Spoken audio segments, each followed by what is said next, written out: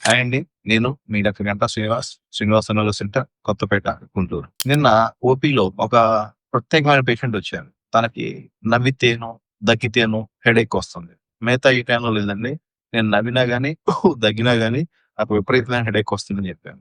ఇది ప్రత్యేకంగా ఎందుకు చెప్తున్నా అంటే, ఇలా ప్రత్యేకంగా ఈ సింప్టమ్స్ ఉంటే మనకి కొన్ని ప్రత్యేకమైన డిసీజెస్‌లోనే ఇవి వస్తాయి. వచ్చిందంటే బాగా సివియర్ సైనసైటిస్ ఉన్నప్పుడు పొజిషన్‌లో చేంజెస్‌లో హెడేక్ వస్తుంది.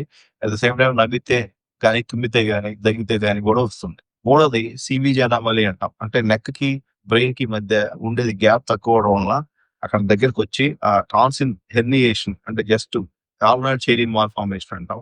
వాళ్ళలో ఉన్నోళ్ళకి ఇట్లా దగ్గితే హెడేక్ రావచ్చు. ఇంకా అది మనం నెగ్లెక్ట్ చేస్తే ఇంకా వాళ్ళకి చేతులు కాళ్ళు పడిపోయి ఇంకా ఇబ్బంది పడే ఛాన్స్ ఉండుద్ది. ఆ పేషెంట్‌కి నేను చూసిన పేషెంట్‌లో ప్యాకింగ్ మెనింజైటిస్ ఉంది.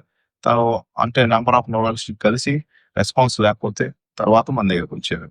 ప్రత్యేకంగా ఎందుకు చెప్తున్నాం అనుకుంటే పేషెంట్‌కి కొంతమందికి ఈ సింప్టమ్స్ ఉంటాయి డైరెక్ట్‌గా. సో, వాళ్ళు ఈజీగా దీన్ని మిస్ అయిందని ఓహో! మనకి తగ్గదేమో అనుకుంటారు. అది ఎగ్జిస్టింగ్ కాదు అని అనుకుంటున్నారు. అందుకని దాని గురించి చెప్పడానికి మెయిన్‌గా దీంట్లో మెన్షన్ చేయడం జరిగింది. సో, ఈ వీడియోలో మెయిన్‌గా ఏందంటే ఇట్లా దగ్గితే, తుమ్మితే వచ్చే వాళ్ళకి ఉంటే పాన్ సైనసైటిస్ అంటే సైనసైటిస్ ఎక్కువన్నా ఉండాలి.